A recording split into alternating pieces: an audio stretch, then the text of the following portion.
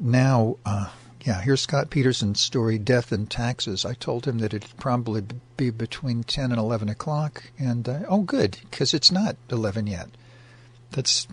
You see, it's possible to make a mistake and still have it turn out right. Scott M. Peterson wrote this, Death and Taxes. Our local internet service provider hosts a cheeky little online discussion group called KZYX Talk. It's mostly attended by disaffected KZYX programmers and listeners, all of whom have something to say at one time or another. From time to time, an actual KZYX manager chimes in, but that's pretty rare. Nonetheless, I saw it as an opportunity to hold a pop quiz there with 2 questions. 1. How would you rate employee morale at KZYX over the past 6 years? And 2, who do you think is buried in Grant's tomb? Hint, the answers are the same. Okay. Ulysses S. Grant died on July 23, 1885. His funeral was attended by 1.5 million mourners, and his mausoleum is the largest in North America. So who's buried inside? Answer, nobody. Grant's personhood ended at the time of his death, thereby relieving him or his remains of the title Who, which is the same for KZYX employees. It can't have any employee morale because it doesn't have any employees. Skeptics are invited to look up KZYX's last decade of public filings to confirm that detail at the National Center for Charitable Statistics, ditto for its neighbor up the road in Humboldt County. That's Redwood Community Radio, which operates a public radio station, which is KMUD. They've got employee morale because they've got employees, 12 of them. Naturally, they've got payroll taxes, too. KZYX doesn't, because it's got no employees. KZYX pledge drives encourage listeners to do their part for the community. All contributions are welcome, particularly large ones. So I thought about making a sizable donation to whichever public radio station was doing their part for the community, depending on whether or not Governor Jerry Brown was going to play ball with me.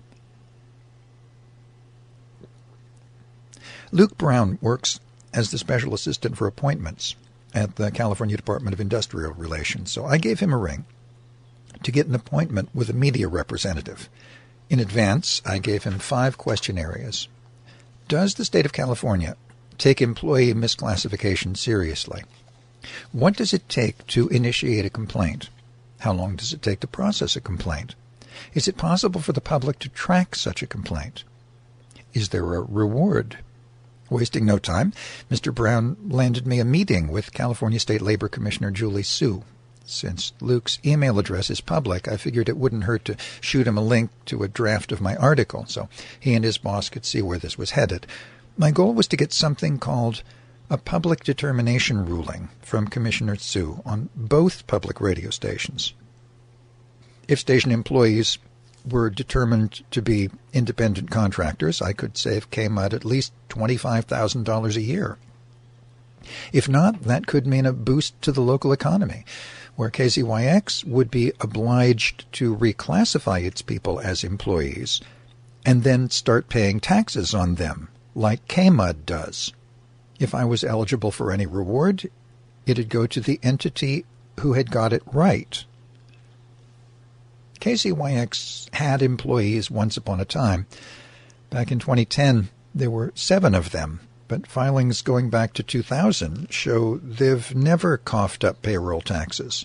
A filing for the FCC's Equal Employment Opportunity requirement revealed that all of its positions were full-time in 2008. That's on the KZYX website, but no such paperwork has been filed since then.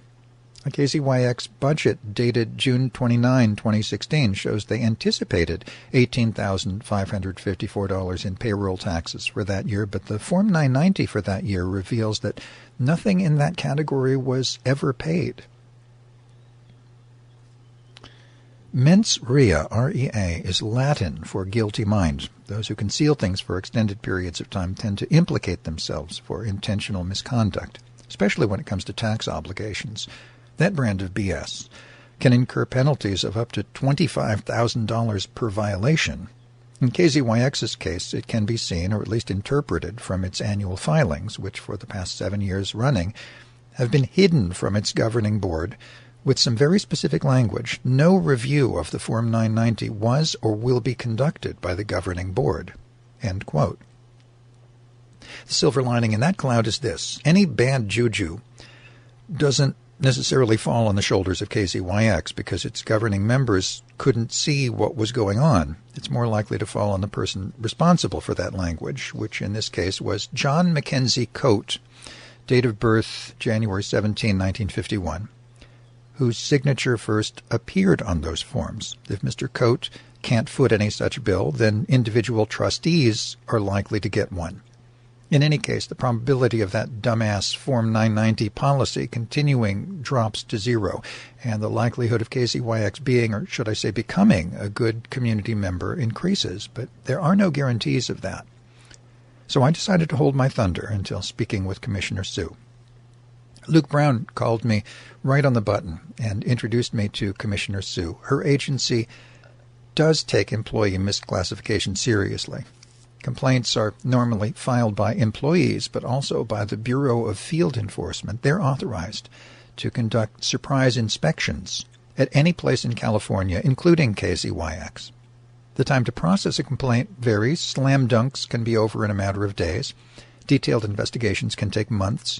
Employee misclassification is one of many ways to commit wage theft, she told me. We process 35,000 claims a year. Gulp. Investigation outcomes are published in something called an ODA, or Ordered Decision Award, but there's no reward for ratting out scofflaws. Dang. When I gave her the skinny with KZYX, Commissioner Sue offered up a hot tip. You should contact EDD, the Employment Development Department, she said. This is right up their alley. At the end of our 15-minute interview, she gave me her email address and favorite ice cream flavor for the subject line, so I could keep her in the loop with my article, and I went on my merry way. Public Affairs at EDD is led by a lady named Lori Levy. Her email address wasn't listed at the EDD website, but it was at the one titled eddsucks.com.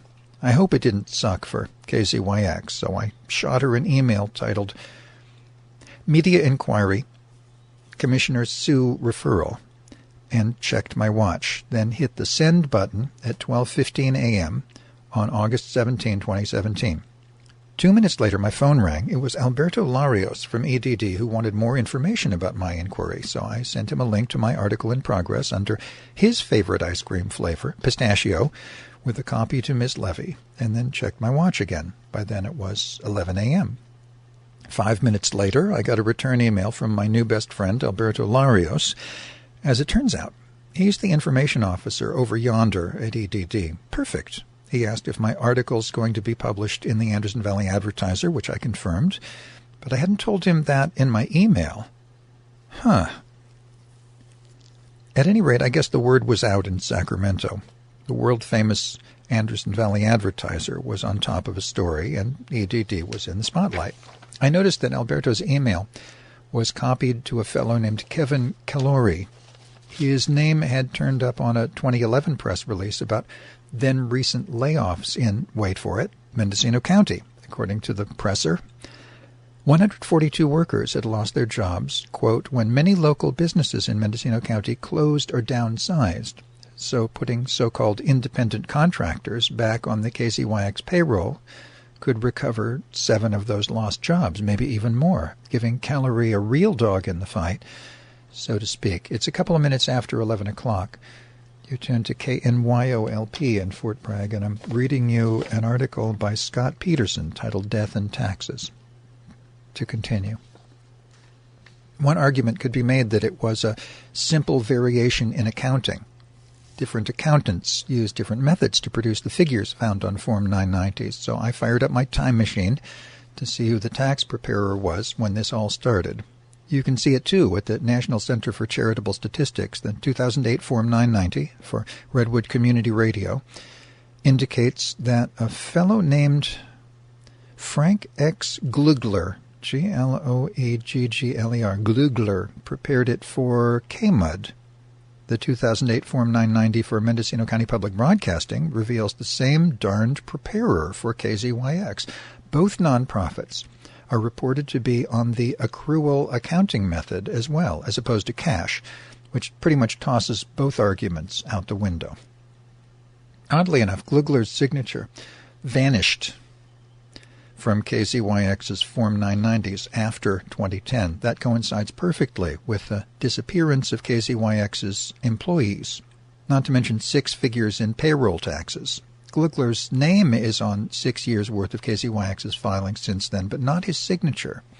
At the exact same time, Mr. Coates' signature disappeared too, along with those of 2 of his successors, Lorraine Decter and Jeffrey Parker. Could somebody else have done those Form 990s up? If so, who could it be? Mary C. Eigner first registered to vote in Mendocino County on June 28, 1998. According to county records, she was born on Feb 19, 1964, somewhere in Pennsylvania.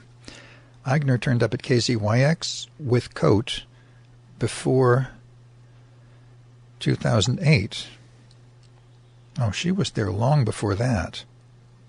I'll just finish reading what's here. She kept her name off nearly all the radio station's paperwork, yet was widely recognized as Coates' right hand in management. Eigner outlasted Coate and his successors handily with her own primetime Grateful Dead radio show, now under the name Merry Prankster, every other Thursday night. Any motive for forging Form 990s is plain as day, cash. The amount of payroll taxes that went unpaid, if it happened, is well into 6 figures now. That's not counting violent fluctuations in the book value of KZYX's equipment and recorded material over the past near decade. Things like that simply aren't possible with a real accountant, but tend to make sense if an imposter's cooking the books. Some California radio stations care about crap like this. In 2016, Los Angeles KCRW began a 5-part series on employee exploitation titled Burned. That publicity appears to have triggered a walkout by 47 workers who were being shorted by a drywall contractor in Irvine. What happened is a lesson to workers at KZYX today, where employees like Rich Culbertson work 10-hour days for 5 days a week and then go unpaid for weeks at a time. When that happened to workers at Lafayette-based Champion Construction, they grew a backbone, called Commissioner Sue's office, and she sued the bastards. Sue's action was filed under the newly enacted Section 2810.3 of the California State Labor Code. The ODA was jaw-dropping. Champion got nailed with $249,879 in fines for the shit they pulled. That's in addition to what they owed their workers. And that's just the beginning. On July 27, 2017, 2 workers in a Bay Area residential care facility were paid $360,139 for wage theft violations over a 2-year period, and once again, it was Commissioner Sue who led the charge. The number to call if you've got a complaint, if you're listening, Rich, is 844-522-6734. That's 844-522-6734.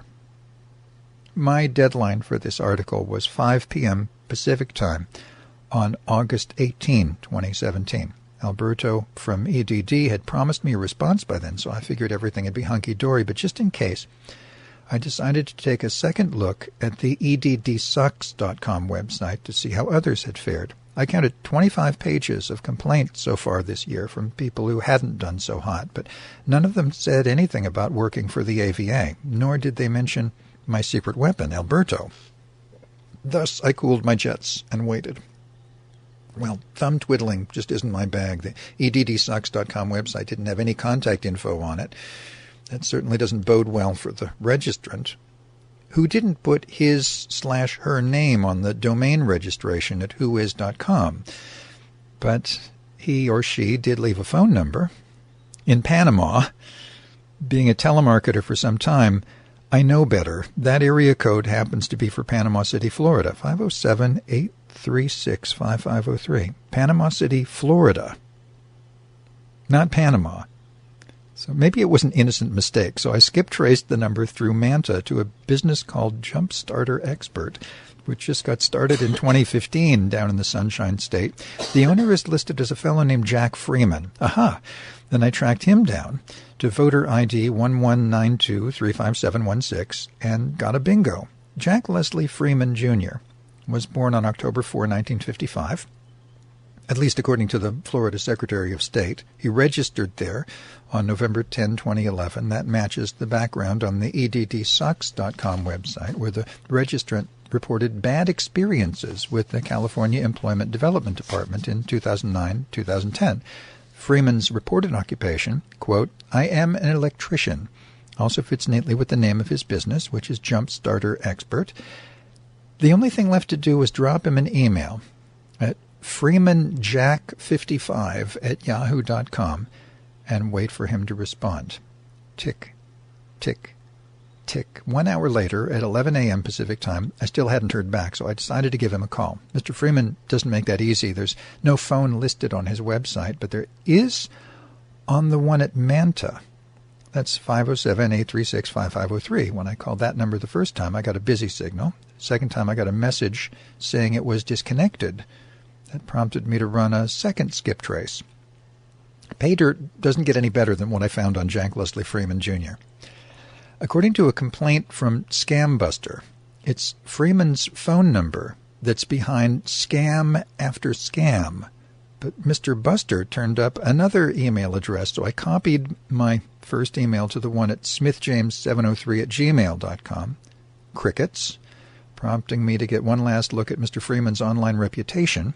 According to 9 unresolved complaints at Scanguard.com, people have lost a grand total of $167,445 with Mr. Freeman since December 6, 2013, which pound for pound is more than anybody had ever lost with EDD. Since wage theft is a newsworthy topic at KCRW, it should be at KZYX, particularly if it concerns KZYX. No journalist worth his or her salt would miss an opportunity to go straight to the horse's mouth on a story like this. The news director there, at least according to the KZYX website, is Sherry Quinn. She's identified in her bio as an award-winning journalist there. So emailing her a link to my article in progress for comment was the least I could do. That little gem went out on August 18 at 12:30 Pacific time. I was confused by the order of the numbers in the address. So that's right. Everything I said was right. Quinn has a dog in the fight, too. Under Mr. Coate, 2 full-time news positions were replaced with independent contractors. One of them, according to a declaration by Coate to the FCC, was Ms. Quinn. That leaves her with a difficult choice: to be servile with Rich Culbertson or to stand up for her career. Time will tell, but by 3:45 p.m. I still hadn't heard back from her, meaning that she was thinking it over or that somebody else had intercepted my email. At 3:58 p.m., Alberto's email response finally hit my inbox. Quote, the EDD is committed to the promotion of fair business competition, and the issue of worker misclassification is taken very seriously, he told me. Worker misclassification not only creates unfair competition, but can also contribute to the underground economy. Alberto also sent me a stack of press releases about employers who were prosecuted over wage fraud, one of whom was a fellow named Jung-Hwan Kim. Kim's prosecution started with the Tax Recovery and Criminal Enforcement Task Force, who went all the way back to 2010 on Mr. Kim's retail clothing business. The EDD really hung him out to dry, too, pinning him with $7.6 million in fines. If Kim doesn't pay up, he'll get 17 years in prison. One of the things he got nailed for was failing to pay workers' compensation insurance, something that certainly affects Sherry Quinn's news department. Quinn's co-anchor was Valerie Kim. She left the KZYX news team on maternity leave in late 2016. If KZYX had stayed on top of its payroll taxes, Ms. Kim would be eligible for benefits under EDD's paid family leave program. She stopped by the station in June of 2017 with her infant daughter, Juno, to participate in a KZYX pledge drive, but unfortunately walked away empty-handed. Alberto gave me a toll-free number to call just in case she's interested. It's 800-528-1783. If you're listening, Valerie, that's 800-528-1783. Since Alberto was nice enough to send me a complaint form, I decided to fill it out. I also included a tiny URL link to this article for the convenience of any EDD investigator. Then I sent that rascal into the email address he'd provided me with, ueo@edd.ca.gov,